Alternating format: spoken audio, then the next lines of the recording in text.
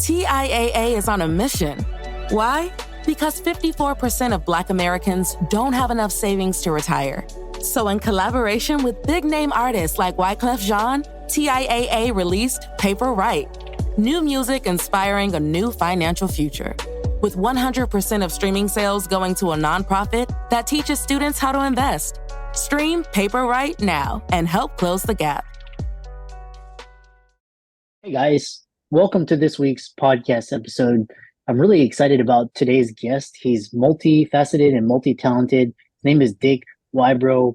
He's a full-time author. He's going to talk about all his books, but he's got extensive experience in television and radio and media, which I love talking to entrepreneurs in this space these days with social media. And I'm happy to welcome him to the show. So Dick, welcome.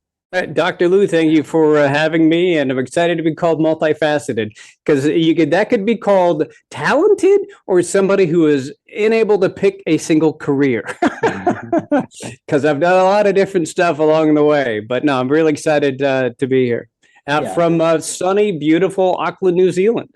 Yeah, I'm called multifaceted myself because I am involved in different things, and it's hard for me to just focus on one thing because my biggest fear is what if that goes away? So I'm always having my hand in different things. So, but mine's less about a word about if it goes away and just more about, what's that new shiny object I'm going to chase after. Writing has always been center line for me. I've always done that.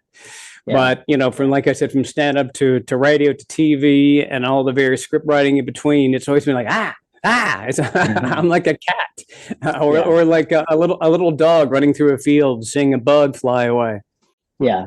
Well, what's interesting is you've got a lot of different superpowers. You call narcolepsy your superpower. So we'll talk about that. But, kind of set the stage of how you went from media, television, radio into being a full-time author now. Well, I was born in Canada. My father was half Kiwi. He came in the late 60s, United States.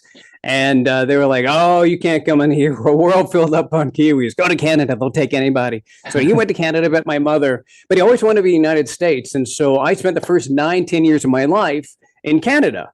And then, like I said, when I was like 9 or 10 years old, my father moved us down to the United States. And I was a chubby redhead kid going into the New Jersey school system. And I was shy with a Canadian accent.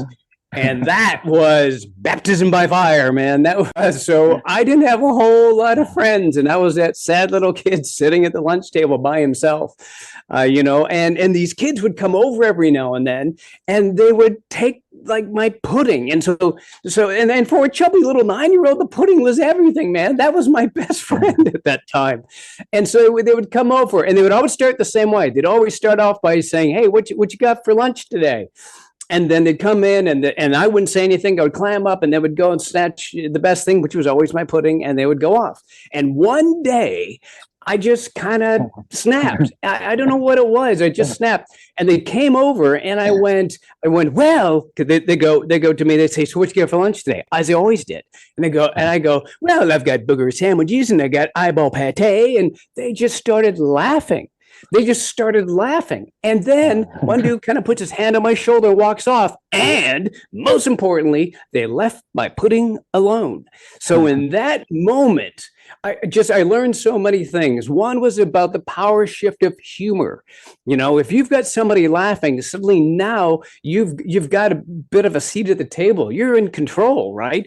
And the most important thing I learned for a chubby little 9-year-old was if I was funny, I could keep my pudding. So I had to, at that point, every day kind of come up with some sort of gross out humor. And I did. I would write lines in like the first couple of my classes and come up with stupid stuff, but I could keep my pudding. Eventually those kids kind of became friends. They were a couple years older and they looked out for me. But that I learned all of that through just the power of humor, and that just grew from there. My love of stand-up comedy, and then my love of writing, and that turned into when I turned 19, I tested some of that stuff out, and I got into stand-up comedy. And I did that for a couple of years. Then basically at that point, because there was a time there in the early 90s when you do a stand-up show and it was just this wall of people in there. It was so great. Just packed in there, right? And you felt like Russell Crowe and Gladiator. Are you entertained? It was amazing. But then stand-up started showing up on television all over the place. I was on, it was on A&E, it was on USA, it was on all these channels. Fewer and fewer people started coming out. So I got into radio. I did that for about a dozen years. Something similar happened. Radio was starting to get watered down because they changed the laws. And then, suddenly get people from Dallas. They're now doing afternoon shows in Minneapolis. Somebody in St. Louis is doing 6 shows around the country. And it really watered the product down. And, there were a lot of sort of governors on everything you could say because people got really nervous after that Janet Jackson Super Bowl. So I hopped into TV and I did television for about 20 years until I could really get the wheels moving on the writing stuff. Now I'm a full-time author with a best-selling series, which is my dream. I'm living the dream right now. It's fantastic. Yeah, what you're describing is the story of a creative entrepreneur, and I love this. Either is speaking, it could be musician, it could be comedy, anything. These are all creative fields. So one thing that I'm always curious about is because creativity, people say that you're either creative or not, but that's not true. So tell people why that, and what is your creative process? I think creativity, I agree with you 100%. I think creativity, there's a bit of courage, or in my case, putting defense mode. But yeah, you've got to feel comfortable enough to be creative, because that's scary. Because, if you were to create something and somebody doesn't like it, that's somebody not liking something at your core. And that can really sort of take a shot at you. And so it just takes putting it out there. And then eventually, like I said, I was in radio for 12 years, and I had people that loved my show and then people that hated me. I had death threats against me. And if there's nothing that's going to give you Teflon skin, real thick skin when it comes to criticism, it's a handful of death threats. That'll do it for you, especially if you don't die. That's the best part. But for me, in creating, it's getting through that fear, that anxiety of like, what if I put this out and somebody doesn't like it? And I started to think about, do I like this? Is this something I want to read? Is this something I would like to hear about? And if it was, then I kind of got in the mindset of like, well, then I'm doing it for me. I'm creating this just for me. And that kind of helps a bit. So if nobody loves it, yeah, that noise does ring out there, but it's something that I want to do. And so when I sit down to create something, I come in with that. It's like, well, how would I want to see this world kind of kick in? And that actually drove a lot of the series with Kane, because when I first started writing it, and I won't go into all of it at this moment, when I first started writing, it was this sort of reverse werewolf book. And I was like, yeah, but I want to have more fun with it. And I tweaked it and tweaked it and tweaked it to turn it into something that I really loved. And then I started writing it, and I got lucky. A lot of other people seem to love it too. The other question is, because what you remind me of is kind of when I was listening to Steven Spielberg when he was first getting into film. It was just like, he's just about the character and he wanted the movies, and it was all about the process. That's where he found his flow. So, and then what I've also realized is I've talked to a lot of entrepreneurs these days, and a lot of them have some kind of a superpower. For one person, it's ADHD, another could be bipolar, another could be just, neurodiversity. So talk about, you have narcolepsy, and that's your superpower for writing. Yeah, and I discovered a lot of people don't exactly know what narcolepsy is. I kind of know what it is. Basically, narcolepsy, and there's a lot of different shades of it, but it just means you're sleepy all the time. 100% of the time, you're just sleepy. There's medicines for it, but none of it's terribly good. You can take some of these sort of methamphetamine salts, but that's like Adderall and Ritalin, stuff like that. That kind of makes you a little bit like a little jittery, and that's no good. When I first discovered that I had it, I was in my late 20s or so, and I discovered it purely on accident. I wasn't even seeking it out. The person I was married to at the time was a bit of a hypochondriac. I'm not being mean. It's just something that she had within her. And she went in because she was convinced she had narcolepsy. And so she was talking with the doctor, and I'm like leaning in the door, and anytime I needed to chip in, she'd turn to me to help me answer a question, whatever. And the doctor at the end of this turns to her and says, I don't think you have narcolepsy, but I think he might. And I went, what? And sure enough, they tested me. It turned out I had narcolepsy. And so the one good thing at that point was sort of having a name for that demon. That was helpful in a lot of ways. This was a thing that bothered me. I didn't know that I was so much different. This is why you feel the way you do. It's not that you're lazy or depressed all the time. It's you have narcolepsy. And so the first little while when I had it, I was like, why do I have to have this? It's just, I feel like this all the time. But then I started to realize, and you think back to those pudding days, and then all those days after that, the stand-up comedy, and I was in radio when I got diagnosed. I started to take a look at, I started to realize a lot of my creativity, I believe, came from narcolepsy. It's a little bit like when you're lying down going to sleep, right? And as you're about to fall asleep, you get into that creative zone and you come up with those amazing ideas and you say to yourself, wow, that is really good. I should write that down. And you wake up the next morning and you can't remember it and you didn't write it down. Well, that zone that you lie down, that little dream sort of state you're in, I'm in that state 85% of my day. I'm in that sort of zony, dreamy state. And I get these ideas that flow in and flow in. And so all it is at that point is I've taken what in the beginning I saw as a disorder and a crutch. I've turned around and I see it as something that, as you say, is a superpower for me. And I've put reins on it and I'm riding it. And I let it go. I just, when I get those real sleepy moments, I sit back and think, here come the ideas. Here come the strange moments. And it's really worked for me. And so it's just sort of trusting in that and keeping positive as I can about it. Positivity is a superpower in itself. And people like this. You see people around you like, man, that person is really positive all the time. And I don't know, when you sort of put that positivity out, it does reflect back to you. So I've embraced it as a superpower. I'm really positive about it, and the rewards are coming in. Yeah, really fascinating because I can tell, I can talk to you, and I can feel your flow. So the other question is, what's the best moment you experience when writing a book, and what is your number one goal when you're crafting a story? Is it to get into these flow states and kind of just create and write, or is it to entertain? Kind of describe that for the audience. The best moments for me are when I'm sitting down and I'm just sort of in that zone. And it often, sitting down to write it's a job. It's hard to do. But and there's many times when I sit down and do it, I'm like, oh no, actually I've got to clean the floor. Oh no, I've got to fold clothes. Oh, my lawn looks amazing right now because I'm right in the middle of finishing a book. But when I finally do force myself and sit down and do it, after a couple hours, I really do get into a zone. And it's no longer me sort of forcing those words onto the page. It's almost like this reverse flow in a way, right? They start to kind of come into me, even to such a point where I'll laugh because this sort of line will come into my head. It's funny because I have readers all the time say, this is so funny. How did you come up with this? Like, I don't know. That line dropped into my head. And not to name drop, but one of the people that best described this to me, when I was in radio, I got to interview all these old rock stars. And one of those, Tom Petty. And people would always ask him about creativity. And as he described it, he said, creativity is like these little gifts that come down.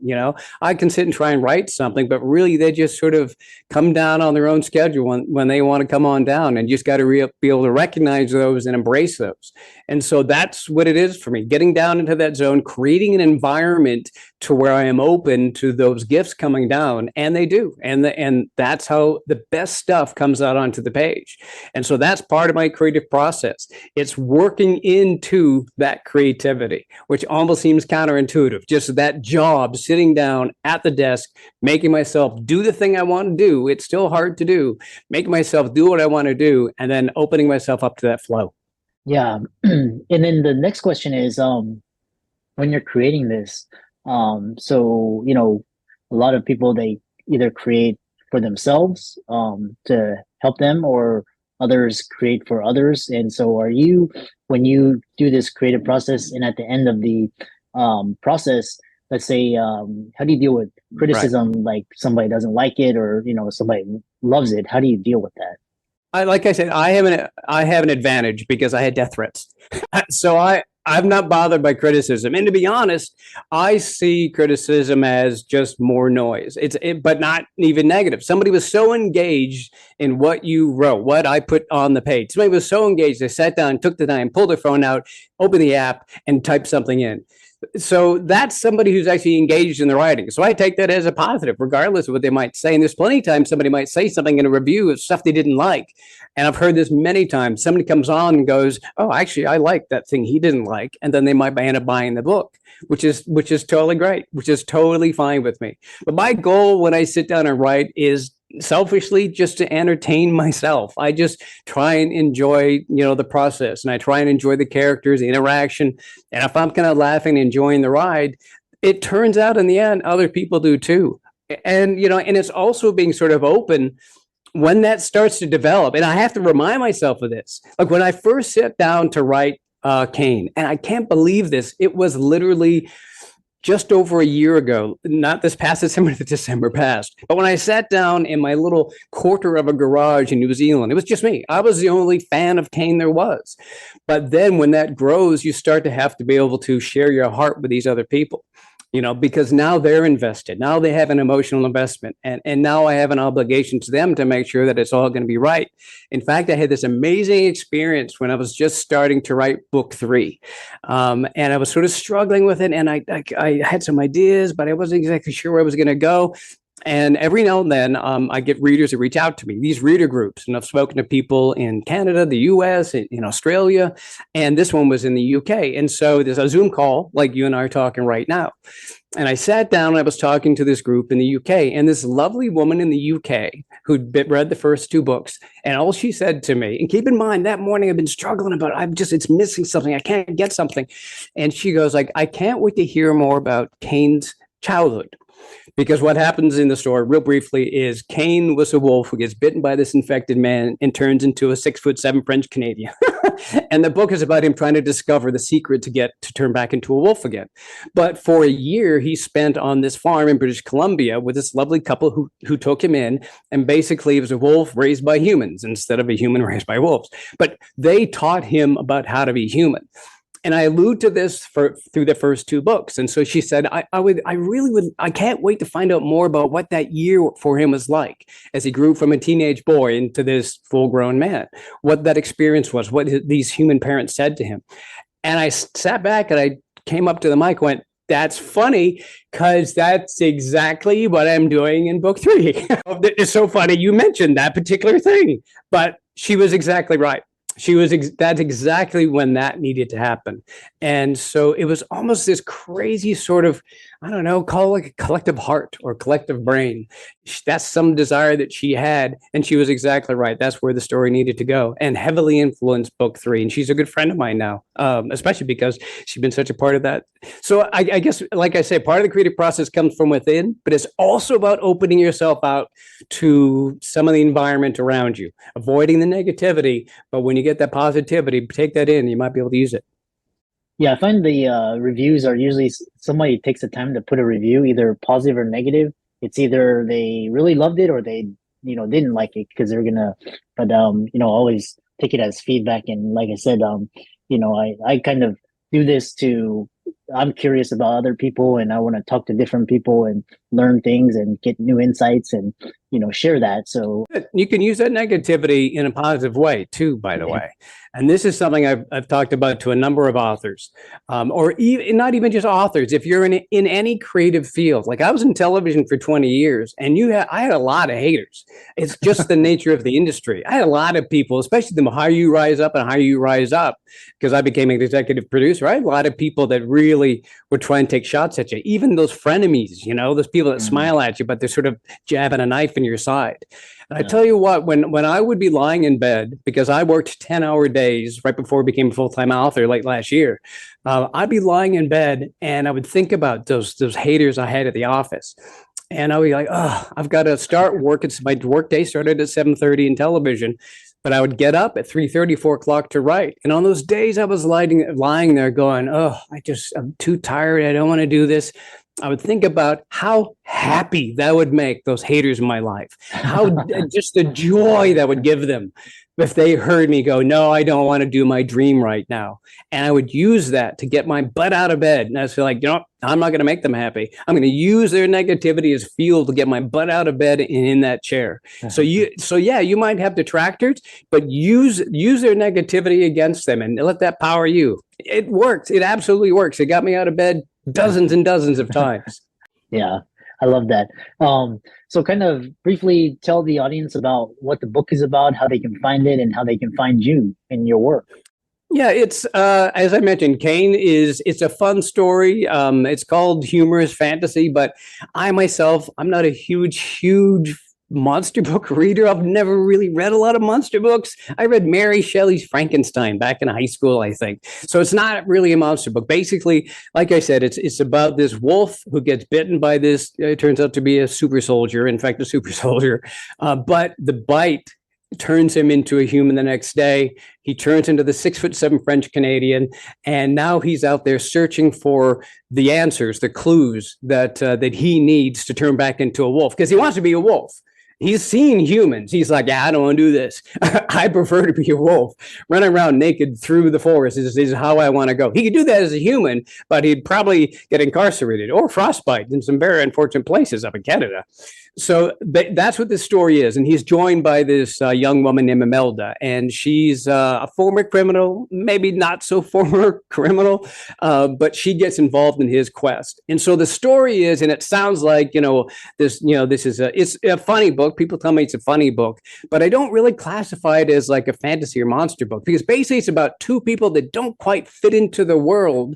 But when they come together and they become really good friends through the story, when they come together, these two people that don't quite fit in the world find now that they do.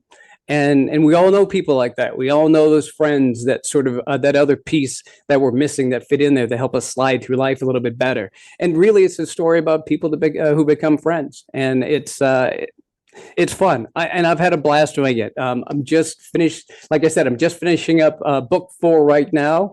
You can go to Amazon and search my name, Dick Wybrow. Search Kane, it's there, or go to my website. And it's really exciting because Podium, this is cool. Doctor, within a couple of weeks, and this, I never expected this thing to go to bestseller, hit a bestseller list. But within a couple of weeks of being published, I had Podium Audio approach me, and they said, we want to do your audiobooks. And they did. And so the first one came out here in January. The second one comes out later in February. The next one comes out shortly after that. So if you're an audiobook reader, go check it out. It's a lot of fun. And the narrators or performers that do the book are so fantastic. And I was so impressed by the talent they brought into it. And that's another neat thing. I sort of put the talent that I've got into this book, and they lift it up to another level, the talent they bring into it. So it's really exciting.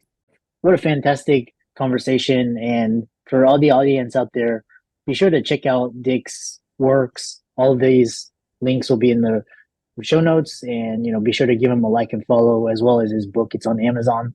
Go check it out. Leave a 5-star review.